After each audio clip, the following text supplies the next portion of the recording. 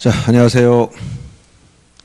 자, 이번 시간에는 기출문제 강의 제2장 등기소 등기관부터 시작하겠습니다.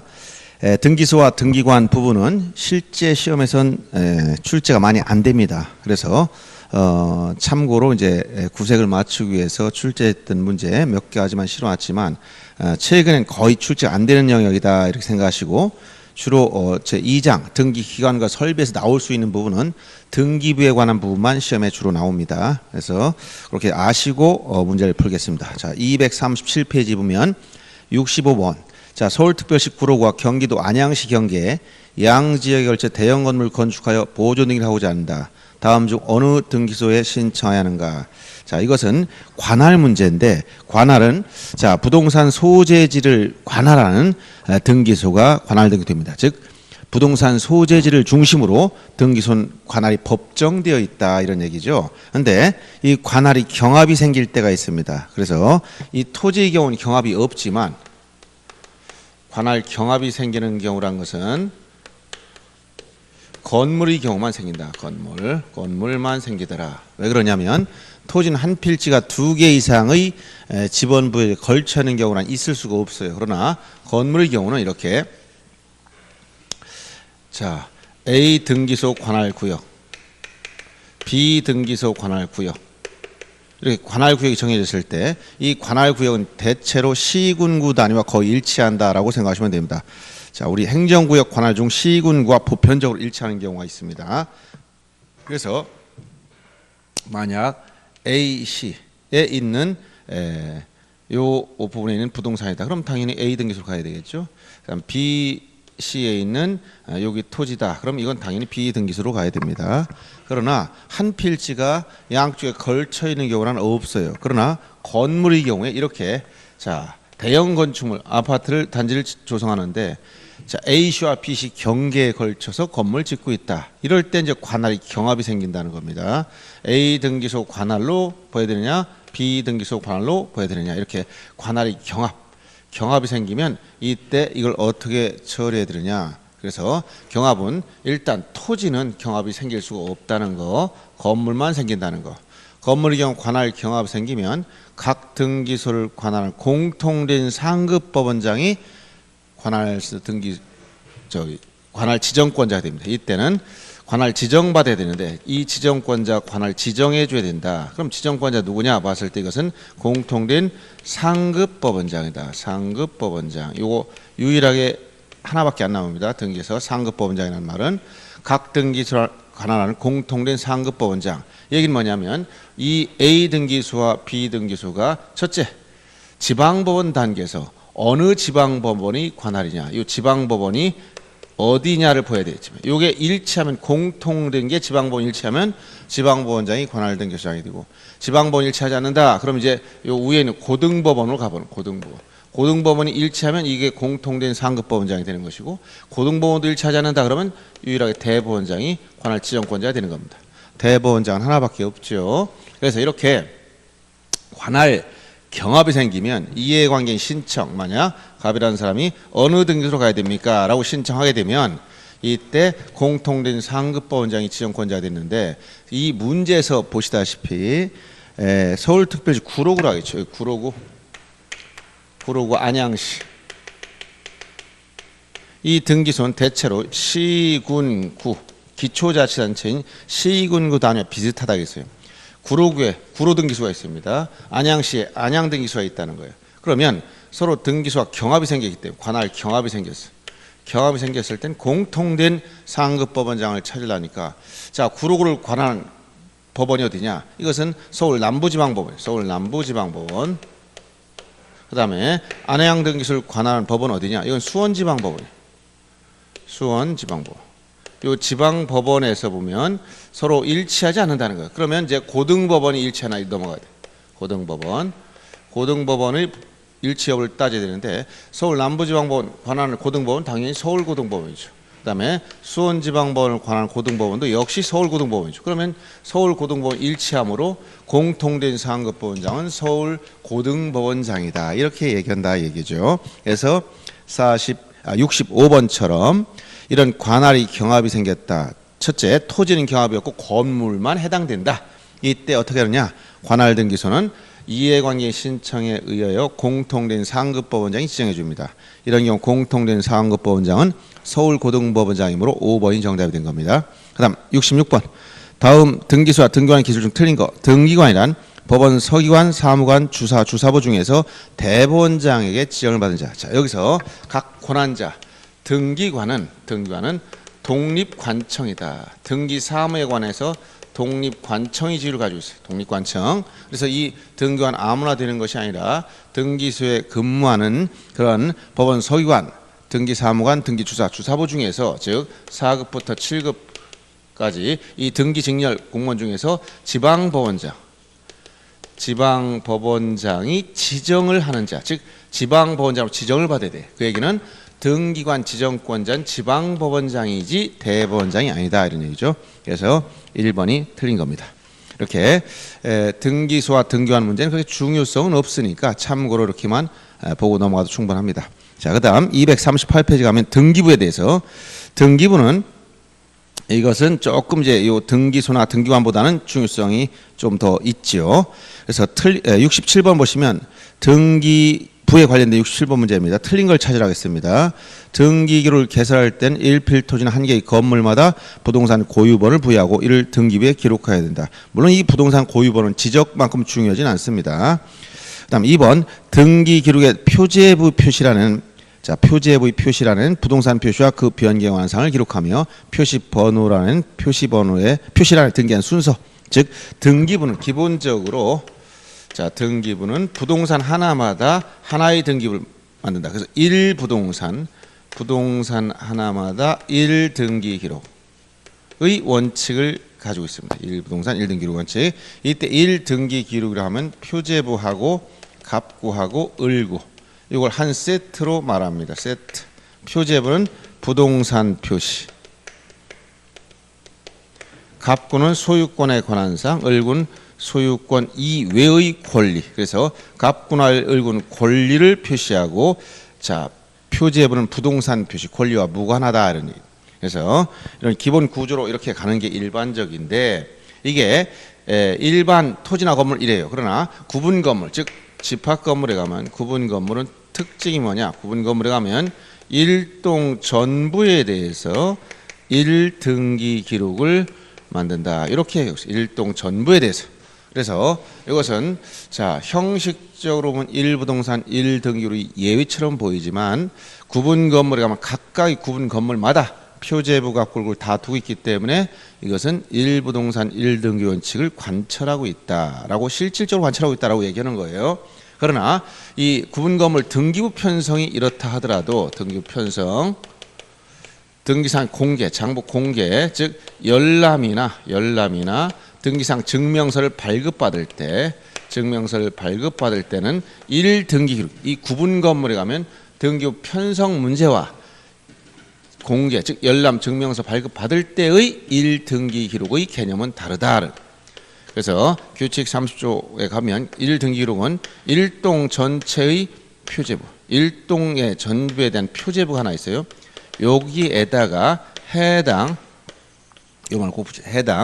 전유분, 즉 구분 건물이죠. 전유분의 등기 기록, 이것을 묶어서 1등기 기록 본다라고 구분 건물이랑 별도로 규정하고 있다는 걸 알아야 되겠습니다.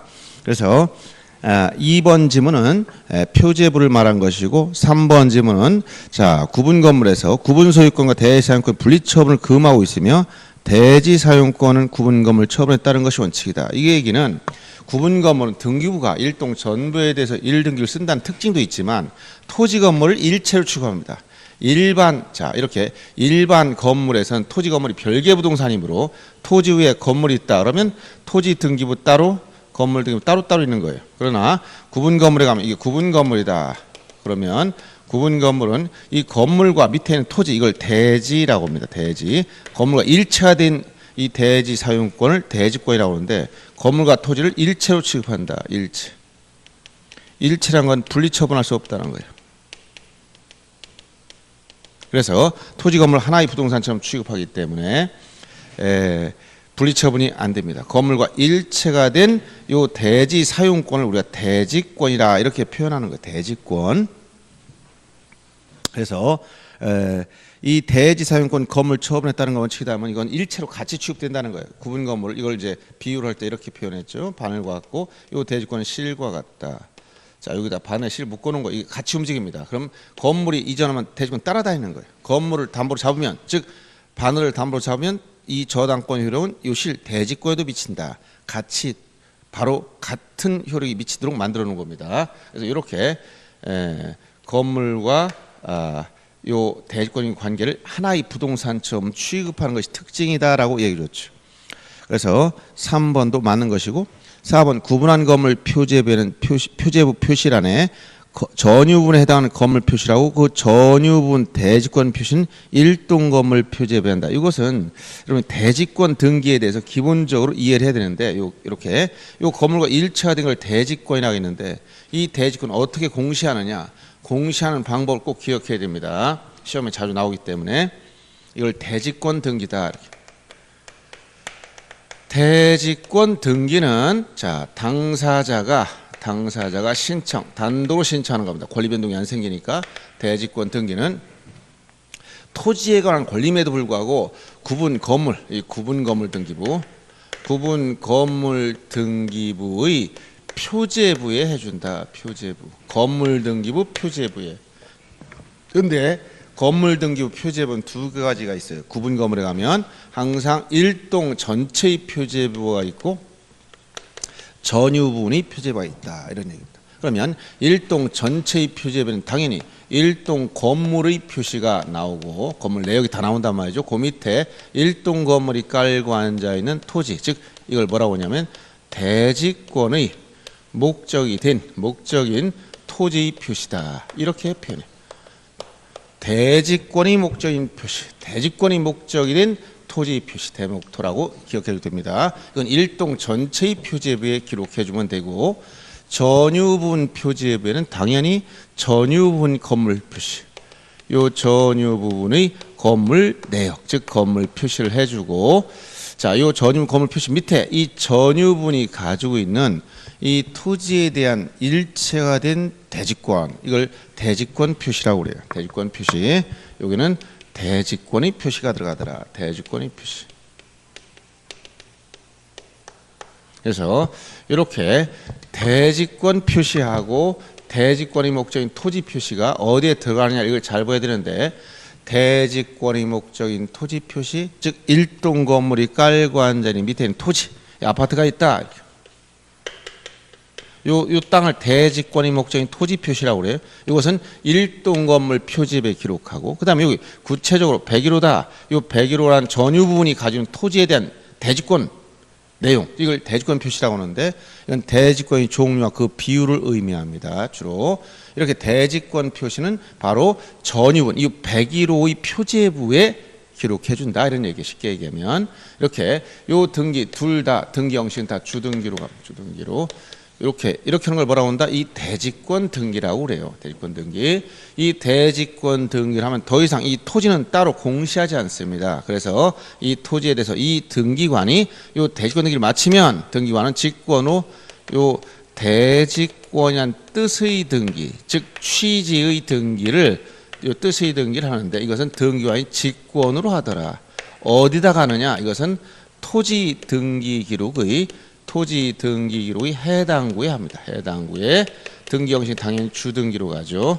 여기서 토지 등기로 해당구로 하면 더 중요합니다. 해당구는 등기부 갑구 아니면 을구를 말하죠. 즉 소유권이 대지권이면 토지등기부 갑구요. 그 다음에 지상권이나 전세권이나 임차권이 대지권이라면 등기부 을구에 한다. 이걸 토지 등기기로의 해당구.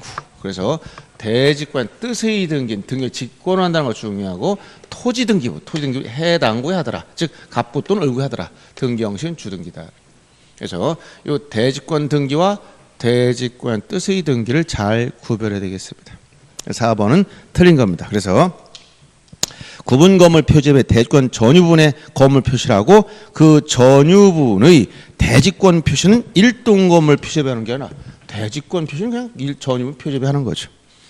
그래서 4번이 틀렸고 5번 건물이 멸실한 경우 소유권 등기 명인이 멸실하지 않을 때 대지 소유자 대위할 수 있다. 이건 멸실 건물 대위 신청. 그 대지 소유자가 멸실 건물 등기를 대위할 수 있는 규정으로서 토지 소유자와 건물 소유자 다를 때의 문제입니다. 그래서 67번에 4번이 틀린 것입니다. 68번 다음 구분 건물 기준 중 틀린 거 1번 공용 부분에 관한 물권 득실 변경 등기해야 된다. 공용 부분은 별도로 따로 득실 변경을 등기하지 않습니다. 구주상 공용 부분 등기 능력 자체가 없고, 즉 아파트 복도나 엘리베이터실이나 이런 부분은 애당초 등기 능력 자체가 없으며 규약상 공용 부분은 등기를 하지만 표제부만 만들어 놓습니다. 그리고 별도로 이 규약상 공용 부분 전유 부분 처분에 따르기 때문에 따로 득실 변경을 등기할 수는 없습니다. 그래서 1번이 틀린 겁니다. 나머지는 다 구분 건물에 관한 것으로 맞는 얘기고요. 그 다음 69번 문제 보겠습니다. 구분 건물 등기로 표제부에 기록되지 않는 사항을 찾아라. 표제부 이것도 역시 대지권에 관련된 걸 또 나왔죠. 그래서 정답은 5번입니다.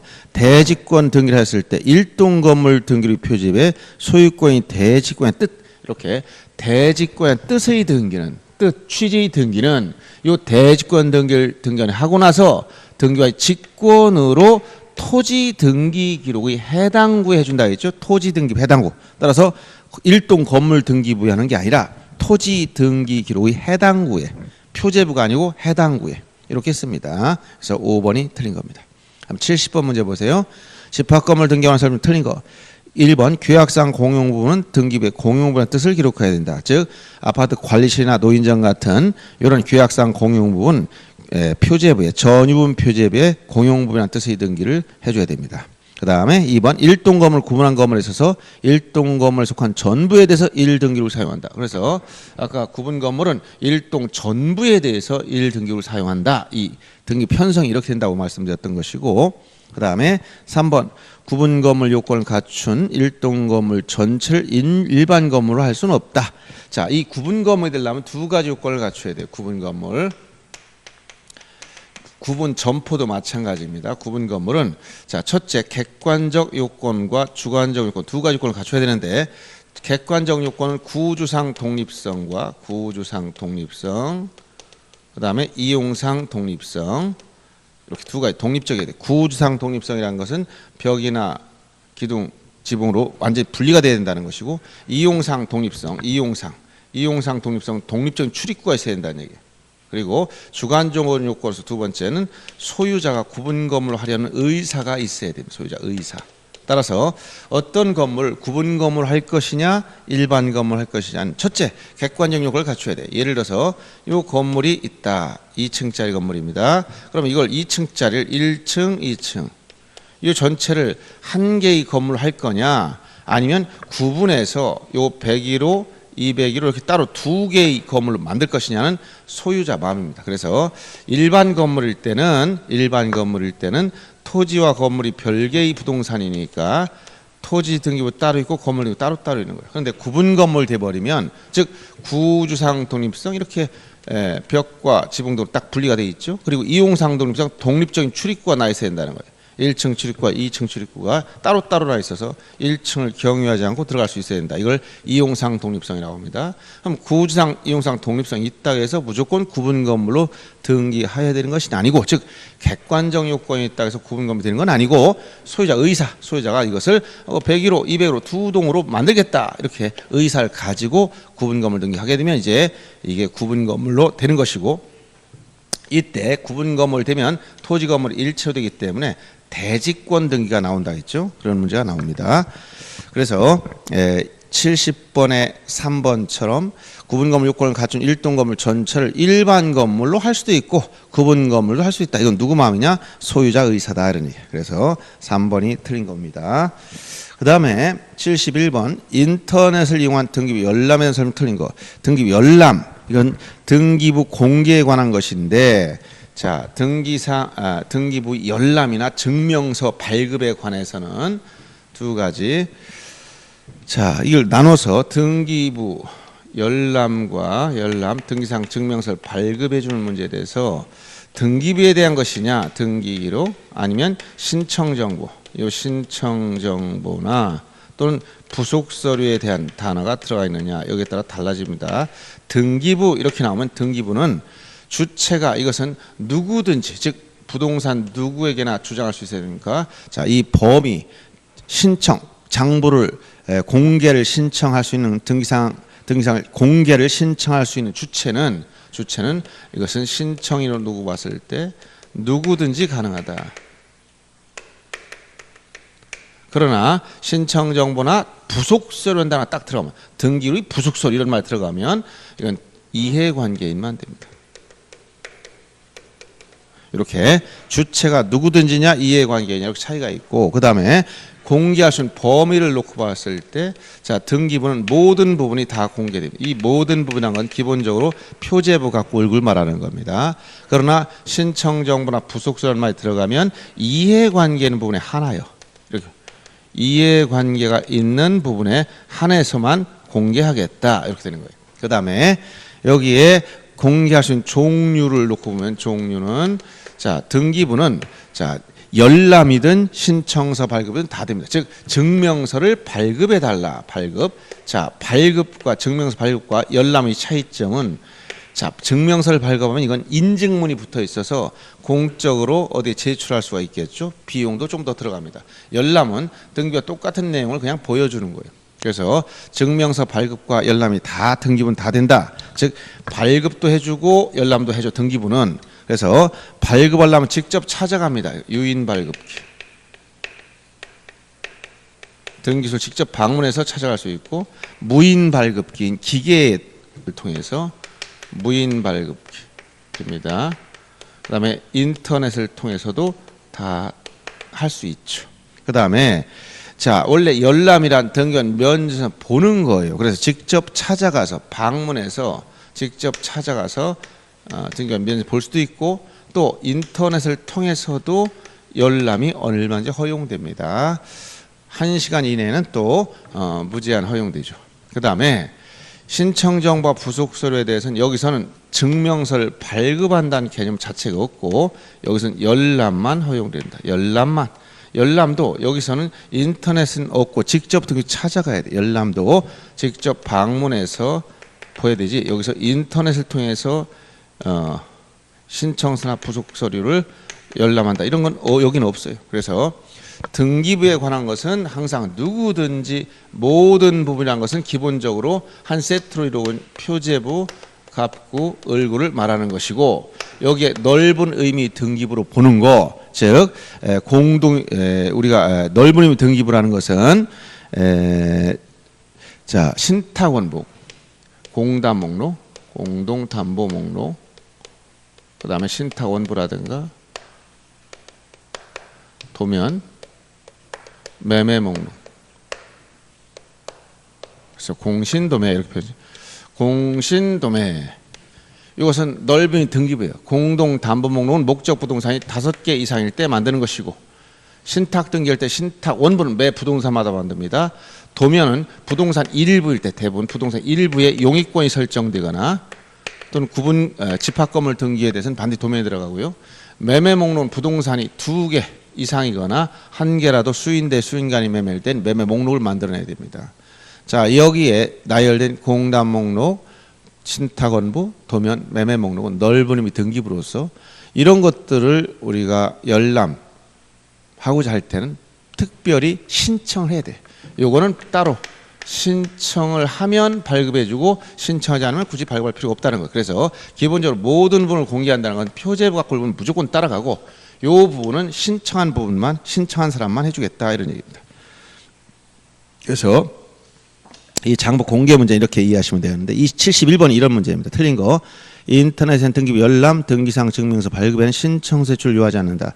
인터넷을 통해서 열람한다. 인터넷을 통해서 열람이나 증명서 발급은 인터넷이라는 게 종이 위에 신청 써서 내는 게 아니죠. 그러니까 신청서 낼 필요가 없다. 방문 신청할 때나 신청서 내는 겁니다.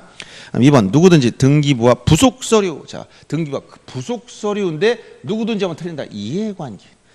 이렇게 부속서류라는 말이 들어가면 이해관계인만 가능하기 때문에 누구든지라는 말을 쓰면 틀리게 돼 있어요. 2번이 틀린 것이고 그 다음에 누구든지 타협을 교부받은 등기상 증명서 진위 여부를 인터넷을 통해서 확인할 수 있다. 즉 인터넷을 통해서 타인에게서 발급받은 등기상 증명서 진위 여부를 다 확인할 수, 발급 번호가 있기 때문에 요 증명서는, 등기상 증명서, 요 증명서는 자, 발급 번호가 밑에 기록되어 있어요. 그걸 입력하면 실제로 발급된 건지 아닌지 진위 여부를 확인할 수 있다는 것입니다. 그 다음에 4번 누구든지 자신이 등기 신청 사건에 대해서 진행 상태를 인터넷을 통해 확인할 수 있다. 지금 접수 중인지 또는 보정 중인지 아니면 완료가 됐는지 인터넷에 다 뜨게 되어 있습니다. 5번 인터넷에 의한 등기부 열람이나 등기사항 증명서 발급의 경우 수수료 면제에 관한 규정은 적용되지 않는다. 수수료는 내야 돼. 자, 발급하면 인터넷으로 1,000원, 찾아가면 1,200원이지만 열람은 700원 이런 식으로 한 건당 금액이 정해져 있기 때문에 등기부를 무료로 발급하지는 않습니다. 관계 공무원이나 업무 관련해서 일을 처리하는 관계 당사자들 빼놓고 일반인들은 당연히 등기부를 공개 청구할 때는 수수료를 납부해야 돼요. 그러나 민원 24시에 들어가서 정부에 관련된 거 각종 토지대장, 건축물대장, 주민등록 등본, 초본 이런 것들은 다 무료입니다. 그래서 사법부에 관련된 부분에서 이 부동산 관련된 등기상 증명서 발급 열람은 일반인의 경우에는 수수료를 납부하고 이용하는 거지 무료로 이용하는 게 아니라. 그래서 71번에 2번이 틀린 것이다. 이거 알아두시고요. 그 다음에 241페이지 등기 절차 총론을 봅니다. 절차 총론. 절차 총론 절차의 개시부터 시작해서 신청에 필요한 정보, 그리고 신청 정보와 첨부 정보, 그리고 나중에 심사에서 이상이 없으면 수리하지만 등기 실행해 주지만 이상이 있으면 등기를 각하하게 되죠. 그 각하 사유나 여기까지가 전체적으로 중요한 것으로 이루고 있습니다. 그래서 등기법상 등기 절차 총론은 이것도 중요한 영역이다. 절차 총론. 그래서 제일 먼저 절차의 개시 문제가 제일 먼저 절차 개시. 등기 절차가 어떻게 시작되느냐. 이것은 절차 개시란 것은 이 등기소에서 등기 절차가 시작된 기본 원리를 말한다는 거예요. 그래서 첫째가 신청이냐. 주체가 관공서라면 용어를 촉탁이라는 용어를 씁니다. 촉탁. 그리고 예외적으로 등기관이 직권으로 하는 경우도 있고 이 신청 과정에서 법원의 명령에 의해서 등기가 이루어진 경우도 있습니다. 이 절차의 개시는 네 가지. 신청, 촉탁, 직권, 명령.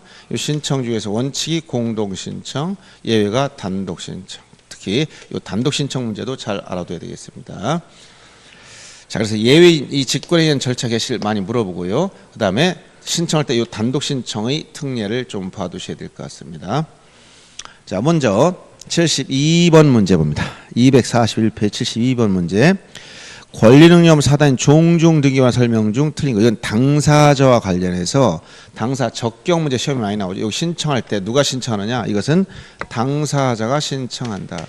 당사자. 그러면 당사자가 적격이 있느냐, 이것은 무슨 얘기냐면 등기 명의인이 될 수 있느냐 이런 얘기죠. 그래서 적격이 인정되는 자, 부정되는 자가 있는데 이건 등기 명의자라는 건 민법상 부동산 물권의 귀속 주체를 말합니다. 따라서 인, 즉 자연인과 법인은 당연히 적격이 다 인정, 자기 앞으로 다 등기할 수, 자연인 능력, 유무, 내 외국인 묻지 않습니다. 법인도 종류를 묻지 않고 다 당사 적격이 있어요. 그러나 여기 민법과 달리 특이한 것이 바로 뭐냐? 종중 같은 비법인 사단재단. 자, 종중 같은 비법인 사단이나 또는 재단에 대해서 권리능력 사단재단, 이것은 민법상 권리능력이 없다라고 했지만 부동산 등기법에 보면 특별히 30조에 가면 자신의 명의로, 즉 직접 등기권자 의무자가 된다는 겁니다. 권리능력 사단재단에 대해서는 자, 직접 등기권자 의무자 자격을 가질 수가 있어요. 이것이 특징이라는 거. 이게 민법과 다른 점입니다. 비법인 사단의 재산 소유 형태는 총유라고 민법상 그러지만 총유 등기는 없어요. 그냥 비법인 사단명 직접 등기합니다. 그래서 자연인, 법인, 비법인 사단, 재단 이렇게 적격 인정되는 자가 있고 부정되는 자 중에 자연인과 문제되는 게 민법상 태아 문제. 태아는 판례가 취하는 정지 조건서를 취할 때 적격이 없습니다. 정지 조건서라는 것은 나중에 살아서 출생하면 문제의 시기로 소급해서 인정해 주는 거기 때문에 태아 상태에서는 자신의 명을 등기할 수가 없다 이런 얘기입니다. 쉽게 얘기하면. 그다음에 법인이 아닌 민법상 조합 문제. 민법상 조합은 자, 이건 법인체가 아니기 때문에 그래서 자신 명으로 등기할 수 없어서 다만 조합이 재산 소유할 때는 조합원 명의로 조합원 자연인이죠. 자연인 조합원 명의로 등기해야 돼. 합유 등기한다. 합유 등기. 이거 특징입니다. 합유 등기. 합유자 누구라고 나와야 돼. 그리고 합유 지분은 기록하지 않습니다. 민법상 지분이 있지만 합유 지분을 기록하지 않는다. 따라서 합유자가 사망하거나 추가, 교체, 탈퇴한 경우는 전부 다 합유 등기면 표시 변경 등기로 가야지. 지분 이전 등기나 지분에 관련된 표현을 쓰면 무조건 틀립니다.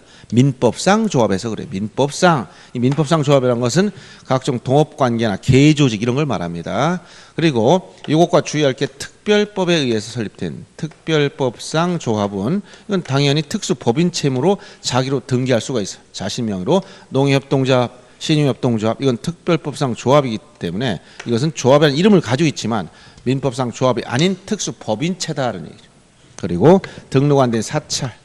자, 전통사찰보존법에 따라서 등록이 안 된 사찰은 사찰 이름으로 등기를 할 수가 없고 바로 설립자 개인 자연인 앞으로 주지 앞으로 등기할 수밖에 없다 이런 얘기. 그래서 당사 적격 문제는 크게 간단하게 언급했지만 주의할 게 여러 가지 있습니다. 73번 문제 72번 문제 보겠습니다. 종중 등기. 종중이 소유한 부동산을 등기할 때 갑구의 종중 명칭 이외에 대표자 성명 주소 주민등록을 함께 기록한다. 여기서 종중은 비법인 사단이죠. 법인과 다른 점은 이건 아직 설립 등기 안 됐다는 거예요. 그래서 종중 같은 경우는 종중 이름으로 즉 비법인 사단하면 직접 등기하지만 법인은 설립 등기가 돼 있으므로 대표자를 따로 등기부에 써주질 않습니다. 그러나 종중은 자 김혜김 씨 무슨 파 대표자가 누군지 일반인 알 수가 없죠. 따라서 등기부에 종중 명칭 김혜김 씨 무슨 파 이외에 대표자 김 아무개 이런 식으로 김수로 뭐 이런 식으로 쓴단 말이에요. 이렇게 대표자 인적사항을 기록해 주는 게 특징입니다. 그래서 1번은 맞는 것이고 2번 종중이 등기 신청할 때 대표자임을 증명한 정보가 요구된다. 대표자임을 증명해야 됩니다. 3번 종중이 등기 신청할 때 정과 기타 규약이 있으면 규약을 제출해야 하지만 정과 규약이 없으면 제출하지 않아도 된다. 비법인 사단재단 권리능력이 없어. 그렇기 때문에 여기는 반드시 단체성을 입증해야 되기 때문에 정관 기타 규약을 반드시 내야 됩니다. 이게 없으면 만들어서 내는 거지 있으면 내고 없으면 안 낸다. 이건 틀리는 거죠. 3번이 틀린 겁니다. 종원총회, 종중총회 결의선 종중 의무자일 때만 신청된다. 여기서 비법인 사단 중에서 등기 권리자일 때 의무자일 때 나눴을 때 특히 의무자일 때 요구되는 게 사원총회 결의서 즉 총유 부동산을 처분할 때 이것은 의무자일 때만 필요한 것이고 사원총회 결의서 그다음에 인감증명서 인감증명 대표자 인감을 내야 되는데 인감증명도 의무자일 때 권리자 아니라 의무자 즉 종중 부동산을 처분할 때 필요한 거예요. 사원총회 결의서나 인감증명 권리자일 때 특히 필요한 게 뭐냐 부동산 등기용 등록번호 증명정보 이건 권리자일 때 필요한 거예요. 그리고 나머지 다 공통사항입니다. 즉 대표자 증명정보나 정관기타 규약이랑 다 같이 들어가는 건데 의무자일 때 즉 종중이 부동산을 처분할 때는 종원총회 사원총회 결의서 그 다음에 대표자 인감증명이 들어가는 것이고 이건 권리자일 때 필요 없는 거죠. 그 다음에 권리자일 때 특히 필요한 게 바로 부동산 등기용 등록번호 증명정보예요. 자, 종중의 경우는 시장군수청장이 발행한다 했죠. 그래서 72번에 3번이 틀린 것이고 4번 같은 경우 의무자일 때 총원총회 결의서 5번도 의무자일 때 인감증명 다 맞는 얘기입니다. 그 다음 73번 등기신청 적격원의 설명 옳은 거 아파트 입주자 대표의 명의로 그 대표자 관리인 등기 신청할 수 없는 게 아니라 있죠. 아파트 입주자 대표의 뭐냐면 여기서 권리능력 사단입니다. 비법인 사단. 국립대학교는 각 학교명 등기할 수 없지만 사립대학교 학교명 여기서 국립대학교 사립대학교 이 문제는 학교 각급 학교를 주의해야 돼.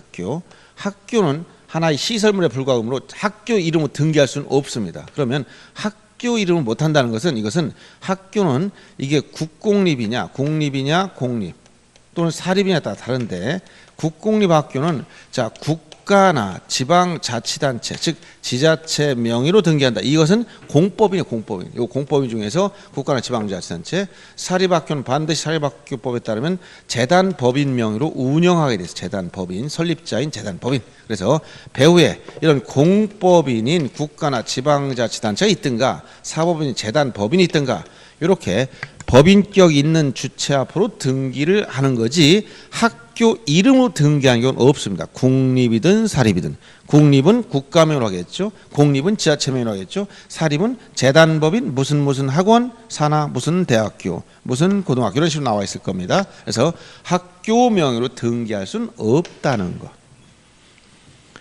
자, 그다음 3번 특별법에 설립된 농협동조합의 부동산 조합은 합의로 등기하는 게 아니라 농협협동조합은 특별법상 조합은 특수 법인체이므로 법인 앞으로 농협협동조합 농협 앞으로 직접 등기하는 거죠. 그다음에 4번 지방자치단체도 등기시에 당사자는 인정되므로 여기까지 맞죠. 읍면도 등기시 적게 인정. 읍면은 여기 지방 요 공법인 중에서 참고로 공법인 요 법인 중에서 이제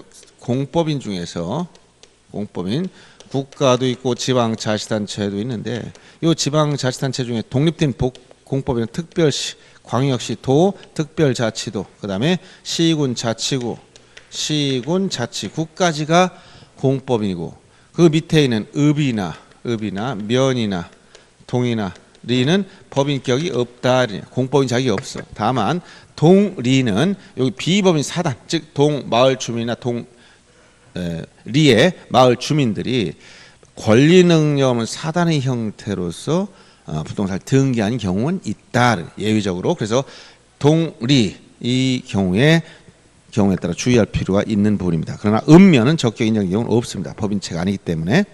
그래서 5번은 동민들이 법인의 사단을 설립하는 경우는 그 대표자 명의로 등기할 수 있다. 이건 권리 능력 없는 사단의 자격을 가질 때가 있기 때문에 가능한 얘기죠. 옳은 건 5번만 맞는 겁니다. 다음 74번 역시 법인 아닌 사단 등기 신청할 때 등기 제공할 정보에 관한 설명으로 틀린 걸 찾아라. 앞에서 1번에서 나왔듯이 법인 아닌 사단이 권리자일 때 사원총회 결의가 있었음을 증명 정보를 제공하는 것이 아니고 사원총회 결의는 의무자일 때, 즉 처분할 때라는 거예요. 인감 증명과 사원총회 결의서는 의무자의 지위에 있을 때 필요한 겁니다. 2번이 지금 틀린 것이죠.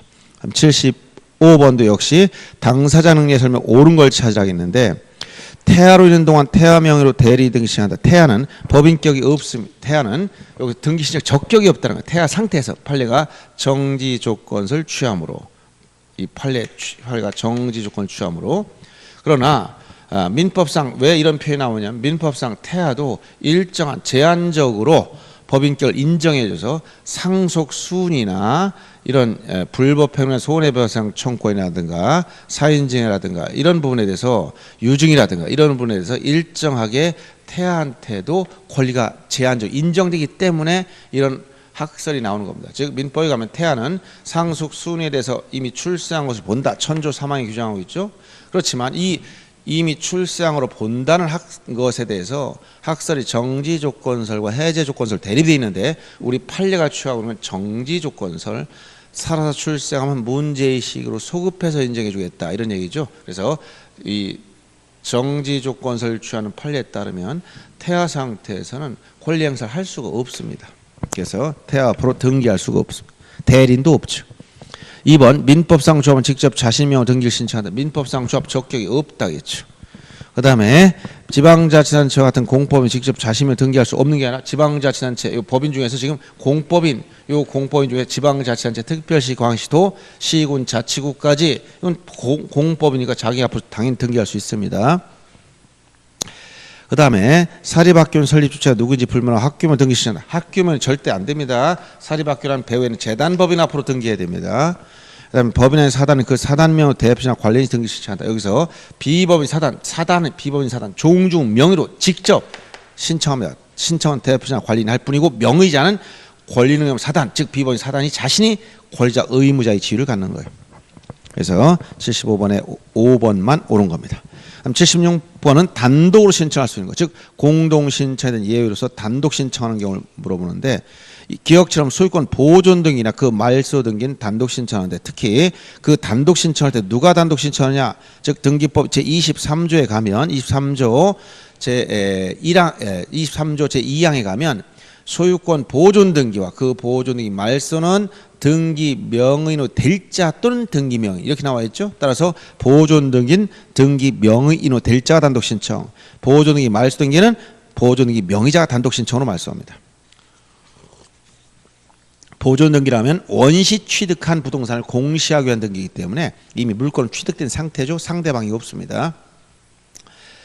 니은처럼 근저당권 채권주를 감액하는 병, 권리 변경 등기는 기본이 공동신청이죠. 권자 의무자 개념이 나올 것이고, 디귿처럼 법인 합병으로 인한 저당권 이전 등기, 합병은 상속이나 법인 합병, 그 밖에 대법원 규칙으로 정한 포괄 승계에 따른 등기는 등기 권자 단독 신청하는 것이죠. 그래서 합병의 경우는 단독 신청.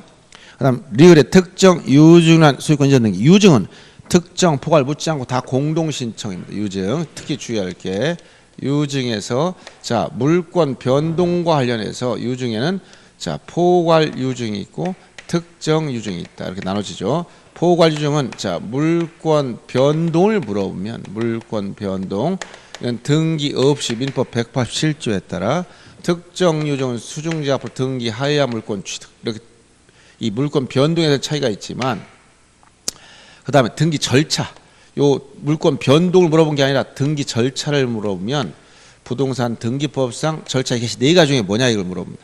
포괄 특정 묻지 않고 전부 다 공동 신청으로 이루어진다. 공동이라는 권리자 의무자 있다는 얘기죠. 권리자는 수증자, 의무자는 상속인 또는 유언집행자, 유언집행자 내지 상속인 이 사람이 의무자가 돼서 공동 신청하는 겁니다. 그래서 등기 절차를 물어보면 유증은 포괄 특정 묻지 않고 전부 다 공동 신청이고 물권 변동을 물어봤을 때 포괄 유증은 등기 없이 특정 유증은 수증자 앞으로 등기했을 때 물권 변동 이걸 조심해야 되겠습니다. 그래서 76번은 신청 단독 신청을 물어봤으므로 유증은 무조건 다 공동 신청이죠. 그 다음 승역지의 지역권을 했을 때 요역지적권 이건 등기가 직권합니다. 아까 절차의 개시 4가지 중에 신청, 촉탁, 직권, 명령 중에 직권에 의한 등기다. 요역지적권. 요역지의 지역권 등기는 등기관 직권으로 하더라. 승역지 지역권은 공동신청. 이거 하고 나서 등기관 직권으로 요역지의 요역권 지역권, 요역지 지역권을 하게 되어 있습니다. 그래서 76번에 단독 신청할 수 있는 건 기업과 디귿만 단독 신청이고 그 다음에 니은과 리을은 공동 신청이며 미음은 직권에 의한 등기다. 그 다음에 77번 문제. 확정 판결에 관한 의한 등기 신청 중 틀린 걸 찾으라 했죠. 판결. 이 단독 신청 중에 항상 나오는 게 판결입니다. 뭐냐면 등기는 공동 신청이 원칙이지만 자 단독 신청이 와 있다. 이 단독 신청의 경우는 자 첫째 성질상 상대방이 없기 때문에 어떤 거 소유권 보존 등기나 또는 뭐 주소 변경 등기라든가 부동산 표시 변경 등기. 그다음에 법률에 특별 규정이 있기 때문에 특별 규정이 있어서 단독 신청. 예를 들어 가등기나 가등기 말소 문제 단독 신청이 특례가 2개씩 규정되어 있죠. 그다음에 뭐 혼돈에 의한 말소나 이런 것도 있고요. 그다음에 진정성이 보장되기 때문에 단독 신청. 여기서 이 진정성 보장되기 때문에 단독 신청 중에 판결 이게 시험 문제 많이 나오죠. 판결. 등기를 판결받아 단독 신청한다. 즉 원래는 공동 신청을 해야 되는데 상대방이 협조를 안 해준다는 거예요. 그러면 이땐 이행 판결받아 단독 신청한다. 권자 의무자. 매수인 대금 다 지급했는데 매도인이 등기소를 안 준다든가 그러면 어떻게 할 것이냐. 매수인 소유권 이전 등기 절차를 이행하라는 판결을 받아서 의무자 협력 없이도 단독 신청할 수 있어. 이런 판결을 이행 판결이라고 하죠. 즉 단독 신청하는 판결은 이행 판결이 원칙이다. 다만 이행 판결은 형성 판결 중에서 공유물 분할 판결은 조심하라 했죠. 그래서 틀린 걸 찾으라 했을 때 77번 1번 공유물 분할 판결을 첨부해서 권리자 단독으로 공유물 분할 원인만 지분이전 등기를 신청할 수 있다. 공유물 분할 판결은 말입니다. 이건 형성 판결이라고 합니다. 판결에 의해서 곧바로 법률관계 발생 변경 소멸 효과 곧바로 발생한다는 얘기죠. 그래서 공유물 분할 판결은 판결의 종류를 말할 때 형성 판결이다. 대부분 판결은 이행 판결입니다. 그러나 공유물 분할 판결은 형성 판결. 공유물 분할 판결 특히 주의를 많이 요합니다. 많이 출제되기 때문에. 그렇지만 판례가 뭐라고 하냐면 공유물 분할 판결은 이행 판결이 아닌데도 불구하고 각자가 단독으로 지분 이전 등기를 할 수 있다. 요 공유물 분할 판결은 이것은 형성 판결이다. 형성 판결이라는 것은 이행 판결은 아니다.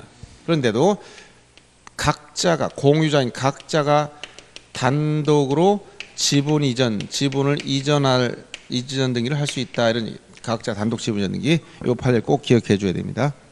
그다음 77번의 2번 지문 승소한 권리자가 판결에 등기 신청하지 않는 경우에는 패소한 의무자도 판결에 등기 신청할 수 있다. 여기 주의할 것은 이행 판결의 경우에 이행 판결 등기 신청이 누구냐 물어봤을 때 그럼 신청할 수 있는 사람은 반드시 승소한 자, 판결의 경우 승소한 자만 신청할 수 있어요. 승소한 등기 권리자만으로 신청하든가 또는 승소한 등기 의무자만으로 신청하든가 이렇게 각자가 단독으로만 할 수 있다는 거. 그 얘기는 승소한 자가 아닌 패소한 자. 요 패소한 자는 신청권 자체가 없고 승소한 자를 대위할 수도 없다. 대신할 수도 없다 이 얘기죠. 그래서 이행 판결의 경우에 등기 신청인을 물어보면 반드시 승소한 자만 신청할 수 있다. 물론 승소한 권리자가 일반적으로 단독 신청하는 게 일반적이지만 그래서 승소한 권리자가 단독 신청할 땐 의무자의 등기필 정보가 필요 없는 겁니다. 이미 진정성 국가에서 보장됐기 때문에. 그러나 승소한 의무자가 매수인이 등기 안에 가서 판결받아 단독 신청한다. 이게 바로 승소한 의무자가 판결받아 단독 신청하는 경우. 이땐 자신이 가지고 있는 등기필 정보를 내야 됩니다.